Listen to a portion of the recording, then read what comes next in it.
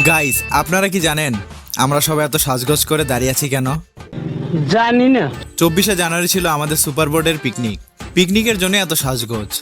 আচ্ছা, শুরুতে আমরা উঠলাম অটোতে, সারা জীবন হেঁটে হেঁটে অফিসে গেলাম, আর আজ যাচ্ছি গাড়িতে করে। কোম্পানির সামনে এসে আমি শুরু করে দিলাম ভিডিও করা। অন্য দিনে তো ফোনই আনতে দেয় না, কিন্তু আজকে আমার দিন। ভিতরে গিয়ে সবার আগে গেলাম আমাদের সেকশনে, কিন্তু সেকশনে ভিডিও করা যাবে না, কারণ ভিডিও করলে চাকরি থাকবে না। সেকশনের ভিডিও করতে পারবো না তো কি হয়েছে, চলেন আপনাদেরকে একটা জায়গা দেখাই। এই দেখেন এত সুন্দর একটা প্রাকৃতিক দৃশ্য, তারই মাঝে প্রকৃতির ডাকে সাড়া দেওয়ার মজাই আলাদা। একটু পর আসলাম পিকনিকের মেন স্পটে। চারপাশে সুন্দর সুন্দর ব্যানার আর মিষ্টি মিষ্টি কথাগুলো কিন্তু অসাধারণ ছিল। অতঃপর খাওয়া দাওয়া সিরিয়াল দেখে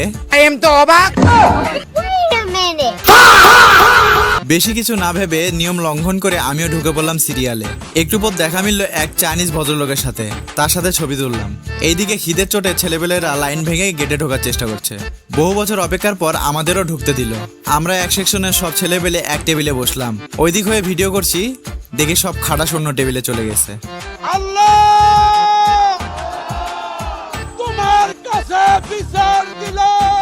খাওয়া দাওয়া শেষ করে সন্ধ্যায় শুরু হলো সাংস্কৃতিক অনুষ্ঠান। অনেক গুণী মানুষ ভালো ভালো কথা বলে আমাদের মোটিভেট করলো। তাদের কথা শুনে মোটিভেট হতে হতে দেখি এক পিচ্চি টিকটিকির বাচ্চা অনুষ্ঠানে বসে টিকটক বানাচ্ছে।